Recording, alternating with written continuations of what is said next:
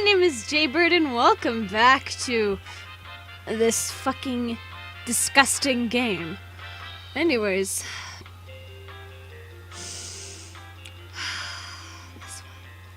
I guess we should go on a date with,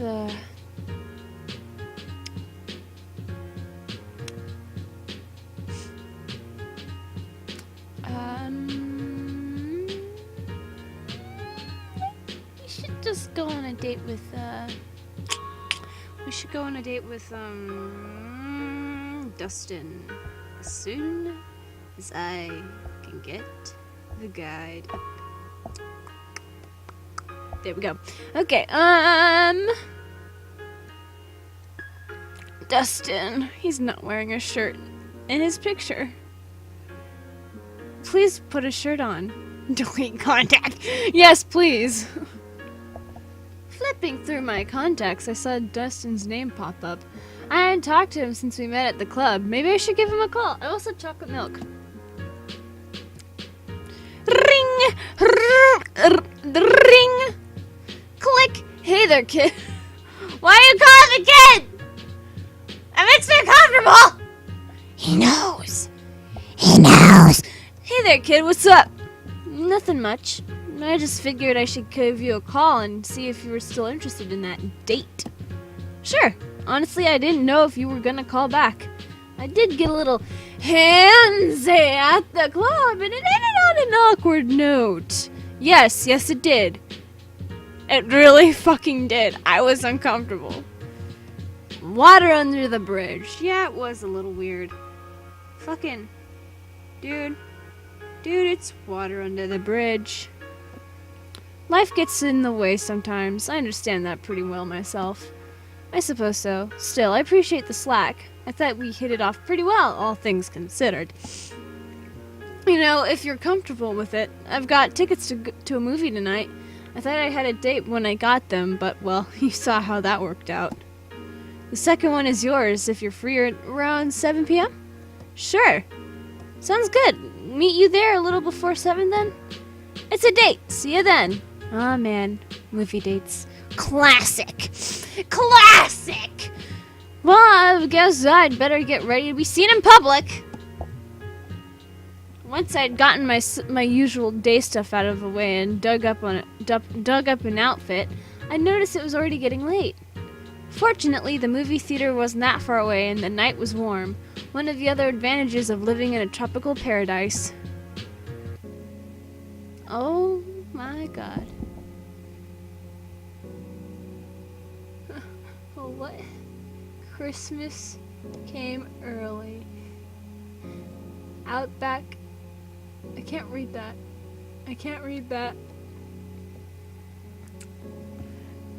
Godzilla. Christmas came early.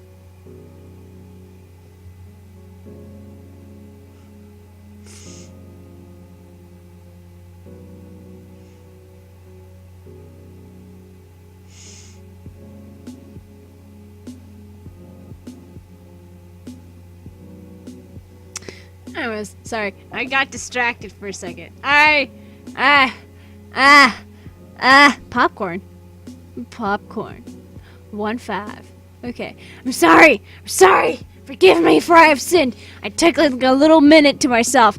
It was nearly 7 p.m. by the time I made it to the lobby. A few people were milling about, but none of them looked like Dustin. Maybe he was running late as well. I lingered around the posters, checking out the currently showing movies and perusing concessions when I felt a tap on my shoulder. Ooh. Hey there, Jaybird. Sorry I was a little slow. The cleanup was always a pain. That's alright. I just got here a little while ago, and you're the one with the tickets. Speaking of which, what movie are we seeing? The smile on his face grew as he produced the tickets from his jean pocket and handed me one. It's the Amazonian Queen. Since the big budget stuff is usually so expensive, they do a few classic movie nights a week. The tickets are a little cheaper and the movies are much better on the big screen. You're a movie buff? So it's going to be black and white? You're a movie buff? Didn't know that. Big time. I never miss a classic movie on the big screen. They may be from a different era, but they're still a blast to watch. Saw that old slasher film last time, and maybe it was chocolate syrup going down the drain, but it looked enough like blood to me. Guess I learned something new about him already. His eyes lit up like a child at Christmas, 'cause Christmas came early. This wasn't just a dinner and a movie date. This was something special Dustin wanted to share. This will be my first time seeing this movie, so don't spoil it for me. Deal. You want to grab something before the movie? I know I come here for the popcorn too. The two of us walked up to the counter and perused our options. Look at this dude. What can I... Cryptic. It's a little bit backwards there, buddy. What can I get for you? Give us just a sec to decide. Justin turned around and smiled.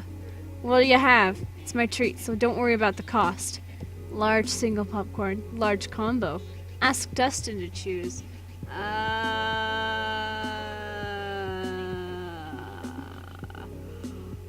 I don't have a guide.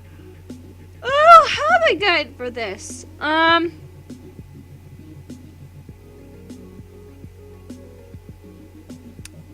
guess I'll ask him to choose. Why don't you pick something, Dustin? I'm always pretty indecisive. Like someone else to make the choices. Fuck you! I hate you! I want you to die! Just so you know.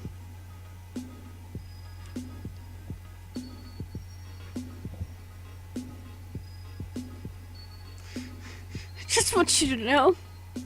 I want you to die. Like someone else to make the choices for you, huh? Dustin strode up to the counter for my benefit.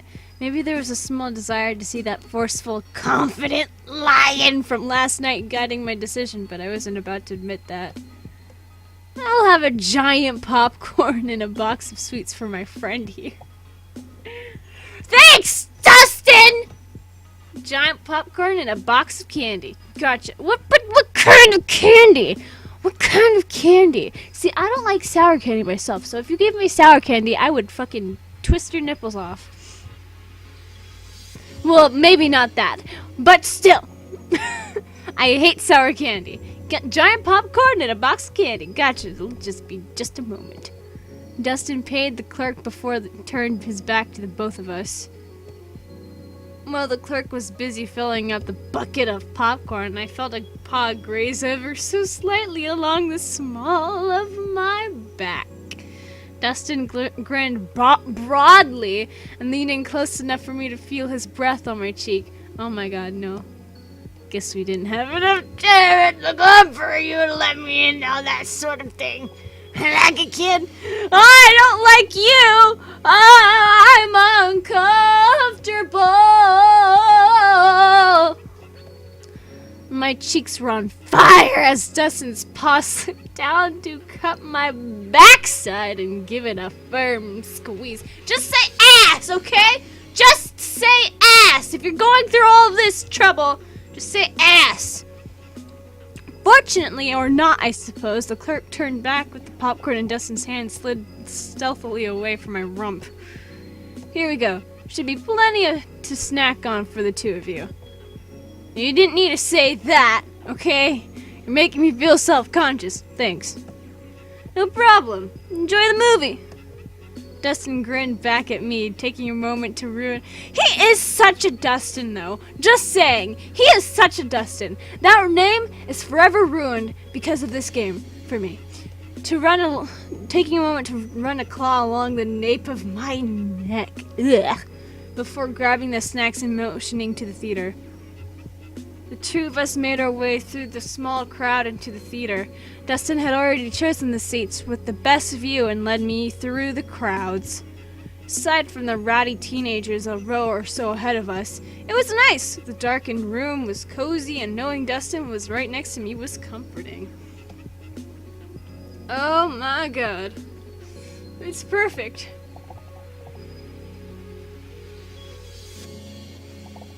The house lights rose slightly, casting a soft glow about the crowd. Above us, a familiar voice came over the PA. Thank you all for coming to the evening show of the 50s classic movie, The Amazonian Queen. Even in the dim light, I could see Dustin's face plastered with a grin. His hand brushed over mine for a moment, giving it a gentle squeeze as he beamed an excited smile in my direction. Accompanying the movie will be our host, organist, to better preserve the same experience as the movie's release. What? What? You have a house organist? What? Because of this, we ask that you turn off all cell phones and other electronic devices. For your safety, be aware of the exits to either side of the screen in the case of emergency. I don't know why I'm doing this voice. Now relax and enjoy one of the early cinematic classics, The Amazonian Queen. A flurry of clapping rose from the audience as the house lights dimmed once more. As the film started up on the screen, the dull glow of a phone and some scattered snickering drew my attention to the row in front of us. Of course, once the organ began to echo through the theater, my eye snapped to the flickering screen ahead. The movie opened on a man sitting on a dock by the river, a small riverboat bobbing in the water nearby. The shadow of a figure passes over him, and a woman in far more elegant dress stands behind him. Dustin leaned into my whisper. What? Into my whisper. I'm sorry, what? I'm sorry, I'm stupid for a second. I think the bad grammar in this game is starting to get to me and affecting my good grammar. So now I have bad grammar. Dustin leaned in to whisper in my ear. That's Stacy Smith. She's a missionary in South America, and she was separated from the rest of the group when they discovered plans to attack a major military base held by the good guys. I hate it when people whisper to me in movie theaters. I hate it. I hate it. I went on a date last Friday, and my date whispered in my ear during the movie. And I just wanted to say, shut the fuck up! I told that to him, after we got out. I'm like, yeah, don't do that. I really don't like talking during movies. I like focusing on the movies. And it's like, I can respect that. I agree with you. I won't do that anymore. Sorry. He's like, I can respect that you're a quiet person in a movie theater. I'm like, thank you. Maybe you should do the same. He's probably gonna watch this video and be like, don't tell people. It's fine. They don't know who you are. But I do. Mwah. Okay, anyways. No spoilers. Cuddle up to him and listen. I will. Fine, whatever. I'll cuddle up to him and listen. Despite him pretty much explaining what's on the screen already, it's kind of fun to hear him tell me about it. That, and it gives me an excuse to get closer to him. Once the woman has secured passage on the boat and the man is unaware she carries important information for the Allied forces, the two of them find they are extremely incompatible. Incompatible, yeah. Now he's specifically in the jungle to try to stay out of this conflict. He lost his father to the previous war and hid away in the Amazon to avoid the draft, so he doesn't want any part of what she's doing. As the journey goes on, the two of them begin to rub each other the wrong way. Oh, I thought they were gonna say rub on each other in the right way. You know, some genitals come flying out and kind of get intertwined. The wrong way more frequently. He's snapping at her and she's hiding away in the cramped cabin, trying desperately to keep her courage up. The snickering from the teenagers in front of us spiked at the sight of the woman falling face first into the dirty cot she's been given to sleep on. Dustin's eyes narrowed at the distraction. Yacht them. Just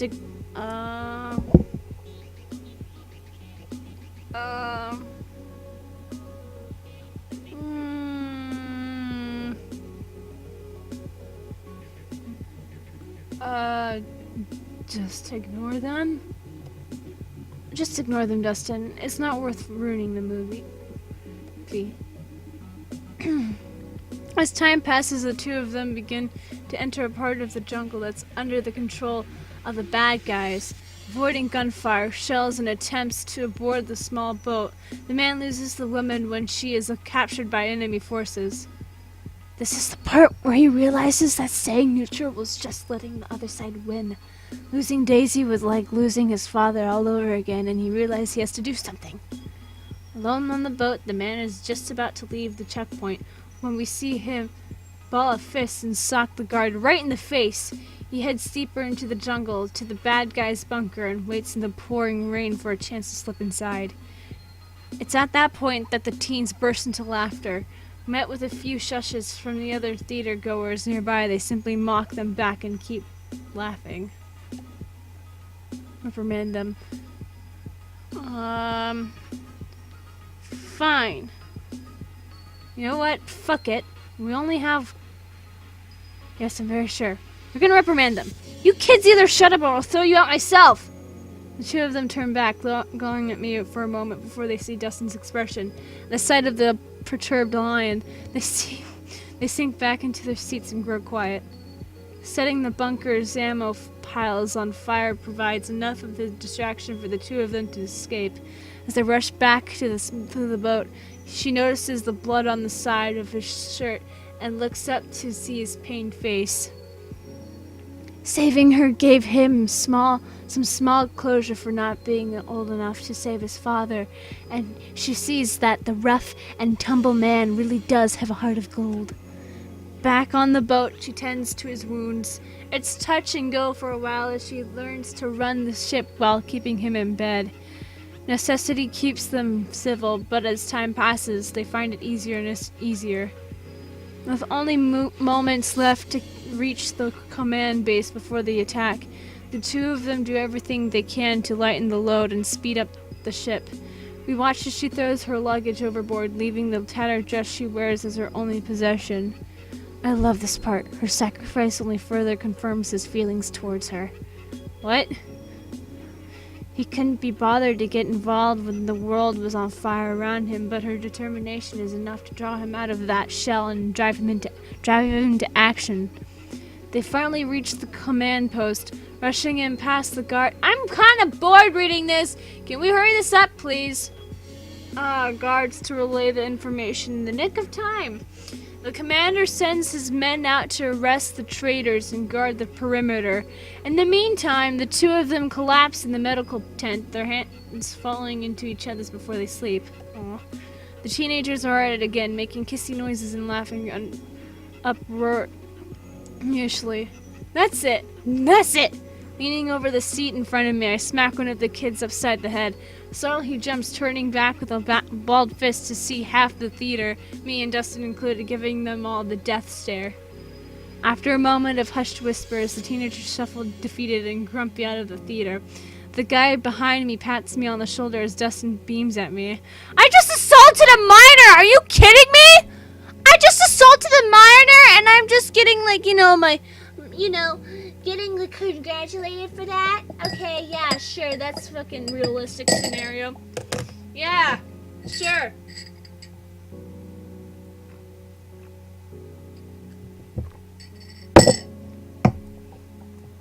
Yeah, that's how things work. Yeah, right.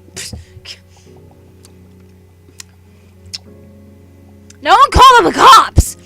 With the conflict won in the region, the woman begs the man not to return to the river. He is hesitant, but a kiss on the cheek from the woman draws him close. The two of them embrace, and with a final passionate kiss, the movie comes to a close. Cute. Applause rolled through the... Who claps after a movie? Applause rolled through the theater, many people standing up in their seats. Dustin and I worked our way through the crowd and back out into the lobby. The lobby is bustling as people chat about the movie, plans for afterward, and just stretch after being in the theater seating for so long. So, what did you think of the movie? I loved it. It was good. Not my thing, sorry. I loved it.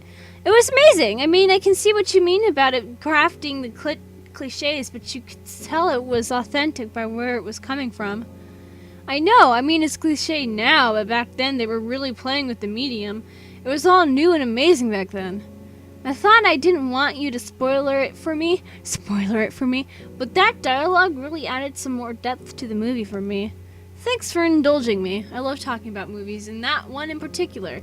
There's just so many more layers to it than you think possible. And I can say, nice job dealing with the teens. Watching them skulk out of there. It was priceless. Don't look at me with that face. It makes me very uncomfortable for several different reasons. Those twerps needed to shut up. Movie or not, people came here to relax and be entertained, not deal with someone else's kids. What now? What now? Sitting there in silence for a moment, I finally piped up. I had a good time, Dustin. Did you want to grab some proper food or maybe take a walk? I think we should head back to my place. We could have a couple drinks and maybe get to know each other better in a more intimate setting. Oh god, I made the wrong choice. I could feel a smile ticking the edges of my mouth as I strode up closer to him. Sounds like a great idea. Lead the way. Oh my god. The night was peaceful and warm, the best kind when you're walking through the dimly lit streets. Oh, I know, right? That's so nice. We chatted for a bit about other things. His job, my dick, my lack of one, also his dick, my lack of one. Small talk mostly, but it was nice to get to know him a little better. That's why you need to steam the milk for just a little bit. Otherwise, you've got a big clotted clump of butter and a pissed off yuppie. What? Did that ever happen to you? What the fuck? Ha! How do you think I know what happens? The lobby of the apartment building was completely empty, and Dustin pointed towards the elevators on the far wall.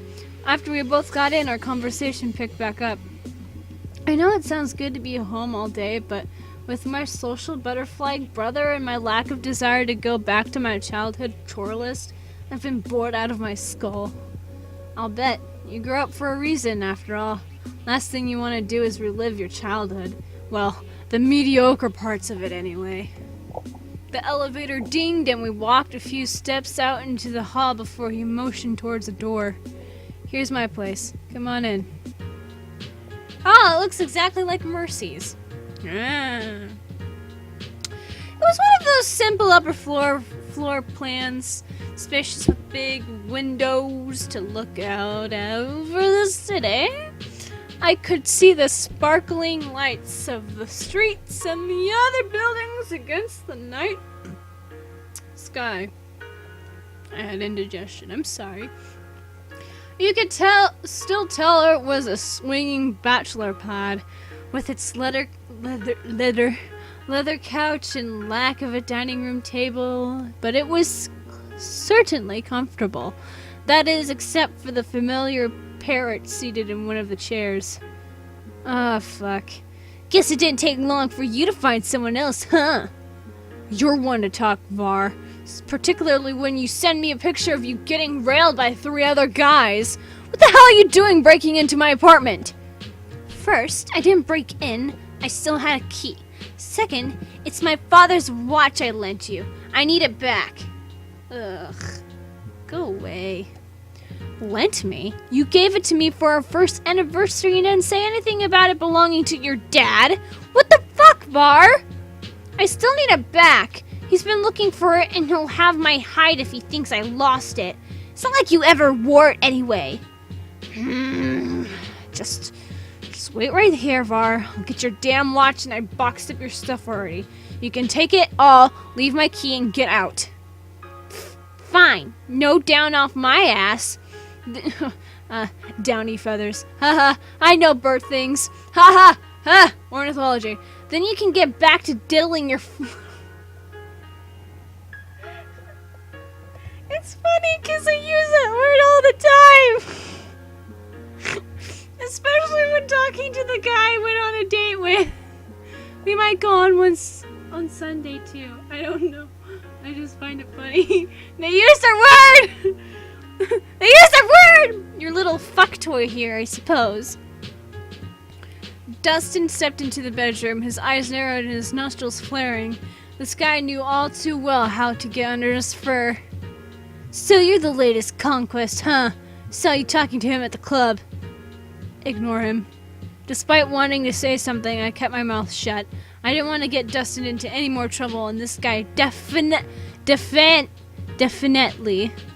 I don't think that's how you spell it. Pretty sure that's not how you spell it. Pretty sure. Pretty sure.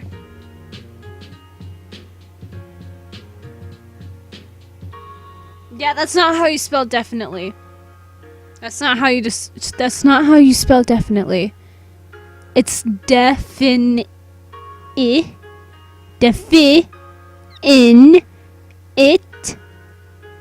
It has an I, not an A, you fucking illiterate assholes! Why would you write a script for a game if you can't write at all? Don't make a fucking visual novel if you don't know how to spell words.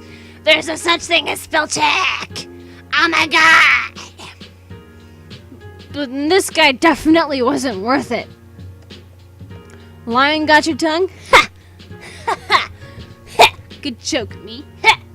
Smartest move you can make. I've got Dustin wrapped around my finger. You might think you've got something, but I can get him back in a moment if I wanted. I took a short breath, just looking in the direction of the bedroom door and trying to tune him out. You think this is the first time we've had a blow up like this? Last time the sex was mind-blowing. He fucked me so hard I couldn't... I don't need to know this! I don't need to know this!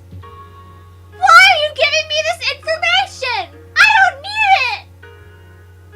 I don't need it! Ah! So far... Anyway, last time the sex was mind-blowing. He fucked me so hard I couldn't walk for a week. Just stay here in his bed while he pampered me and then plowed me every night. Ew. It was getting considerably more difficult to ignore the parrot's smirking face. So it doesn't matter what you think you've got. He's just going to drop you off in the curb the instant you bore him. I turned back to him, my fingers tensing as Dustin walked back into the room. All right, Var, here's your shit in that watch. Now there's the door. See yourself out and leave the key. With one last smirk in my direction, the parrot set the key dramatically on the coffee table and grabbed his box. Have fun, you two. Don't do anything I wouldn't do. Dustin slammed the door behind his ex and slumped against it. Sorry about that. That guy is a force of nature. Can't believe we stayed together for so long. Running into Dustin's ex, even if it was the first official time, had been far from a pleasant experience. From Dustin's sagging shoulder and distant look, I can tell it was rough on him too. I didn't mean for this to happen for a second time, but maybe we should end the night here. Arguing with Var about his bullshit was always a major mood killer, even when we were dating. So this is going to be a problem?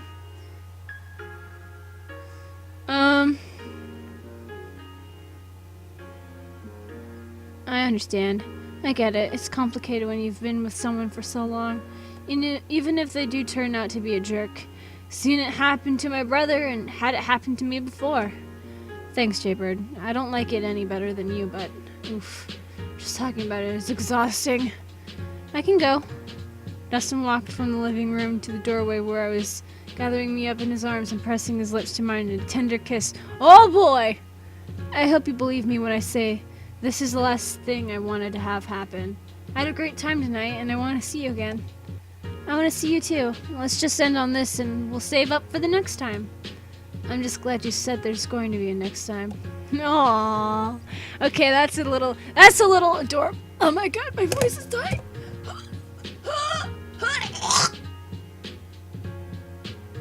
That was an explosion of phlegm in my mouth. I'm gonna take a drink of my milk. My chocolate milk. Ugh. Of course, I'm not a single date kind of guy. I mean, I'm a girl, but you know, whatever. We kissed once more in the embrace, and reluctantly he released me. Somehow the goodbyes were still awkward, and I found myself more than a little empty-headed when I closed the door behind me.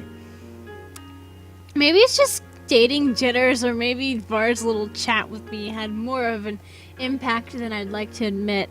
Either way, better to support him through this. He'll deal with Var in his own terms and come out better for it. In the meantime, I had to consider what I was going to do with the rest of my evening. Go back in there. No one was home when I got there. Kobe was likely still out partying it up, which meant I was free to do what I wanted. Well, I'm going to end this episode. So that being said, if you guys enjoyed this episode of Amorous and would like to see more of this game, this cringy, weird game, then leave a like down below, leave a comment down below, share with your friends, subscribe if you haven't, ring that notification bell, and remember, die safely. Bye-bye!